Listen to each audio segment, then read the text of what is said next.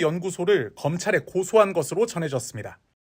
쯔양 측 법률대리인은 어제 가세현 채널 대표를 협박 강요와 정보통신망법 위반 등의 혐의로 수원지방검찰청에 고소했습니다.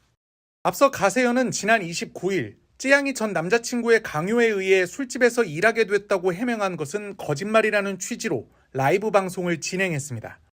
대학생 시절 전 남자친구를 만났고 그의 강요로 유흥업소에서 일하게 됐다는 쯔양 측 해명이 거짓이라는 겁니다.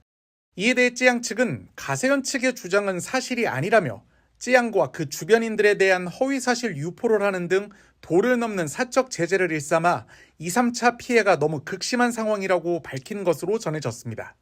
또 가세현 대표가 이번 사건의 주요 가해자인 변호사 최모 씨와 공모한 것으로 보이는 점 등을 고려할 때 이들의 가해 행위를 더는 견딜 수 없다며 고소 배경을 설명했습니다. 최 씨는 쯔양 전 남자친구의 변호사로 쯔양을 협박해 2천만 원 상당의 돈을 갈취한 혐의로 검찰에 의해 사전 구속영장이 청구된 상태입니다.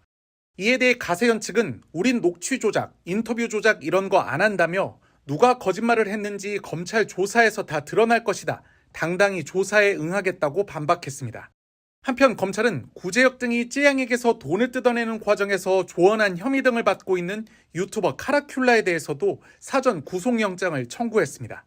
이원석 검찰총장은 수익 창출과 영리 목적으로 혐오를 조장해 명예훼손과 모욕을 가하는 사이버 레카의 악성 콘텐츠 유포와 공갈 등 범행에 엄정 대응하고 범주의 수익을 박탈할 것을 지시한 상태입니다. 유튜브에서 구제역이라는 이름으로 활동 중인 이준희 씨가 구속영장 실질 심사를 받기 전 취재진 앞에 모습을 드러냈습니다. 검찰이 유튜버 주작감별사 정국진 씨와 함께 공갈, 협박, 강요 등 혐의로 구속영장을 청구한 지 사흘 만입니다. 한마디만 해주시죠. 예, 성실히 수사받고 오겠습니다. 이들은 지난해 2월 유튜버 찌양으로 활동 중인 박정원 씨를 협박해 5,500만 원을 받아 나눠 가진 혐의를 받고 있습니다. 그러나 이 씨는 박 씨를 협박한 게 아니라 리스크 컨설팅 용역비 명목으로 돈을 받은 것뿐이라고 주장하며 혐의를 부인하고 있습니다. 분명히 말씀드리겠습니다. 저는 쯔양님에게 공갈 협박을 한 사실이 없습니다. 먼저 저에게 리스크 관리를 대한 용역을 부탁한 것은 쯔양님 측이었고 박 씨 측은 이 씨가 협박을 일삼고 돈을 요구한 것은 사실이라며 비슷한 혐의를 받고 있는 유튜버 카라큘라에 대한 추가 고소도 검토 중입니다. 저희 그 찌양 피해 관련된 부분은 저희 충분히 소명이 됐고 이제 그거에 대한 판단을 하시고 뭐 정리하시는 과정이 있을 거라. 법원은 오늘 이들에 대해 혐의 사실이 중대하고 피해자에 대한 2차 가해 우려가 있다며 구속영장을 발부했습니다. 또 박 씨의 전 남자친구를 변호하면서 알게 된 박 씨의 과거 사생활 관련 내용을 이 씨에게 전달한 변호사 최모 씨도 수사선상에 올랐습니다. 박 씨 측은 최 씨를 업무상 비밀누설, 공갈 등의 혐의로 수원지검에 고소했습니다. 사실 저는 실제로 얼굴을 본 적도 없고 제 변호사로 선임한 적도 없습니다.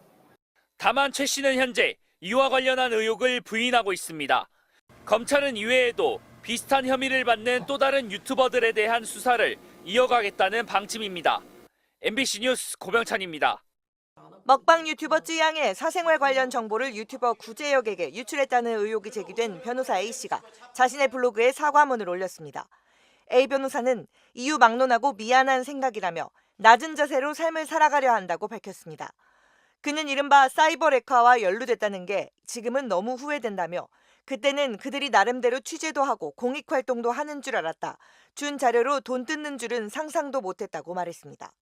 앞서 쯔양은 전 연인이자 소속사 대표로부터의 교제폭력 등 들추고 싶지 않았던 사생활을 구제역에게 제보한 인물이 A 변호사라고 주장했는데 이후 파문이 일자 이 같은 글을 올린 것으로 보입니다.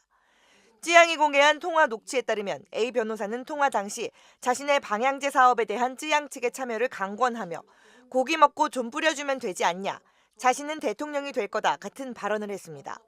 이를 두고 A 변호사는 사실과 다른 부분도 많다며 4년간의 일들이 저에 대한 2개의 통화로 여론상의 사실로 확정되는 것 같아 씁쓸함도 있다고 밝혔습니다.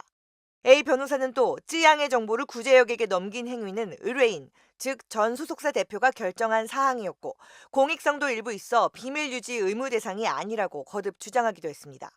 다만 쯔양 측과의 통화 당시 술에 취해 있었던 부분을 지적받은 데 대해선 충고 감사하다, 금주하겠다며 횡설수설했던 거 술 깨고 사과했다고 밝혔습니다. 또 자신은 실정법을 위반한 사실은 없다고 강조했습니다.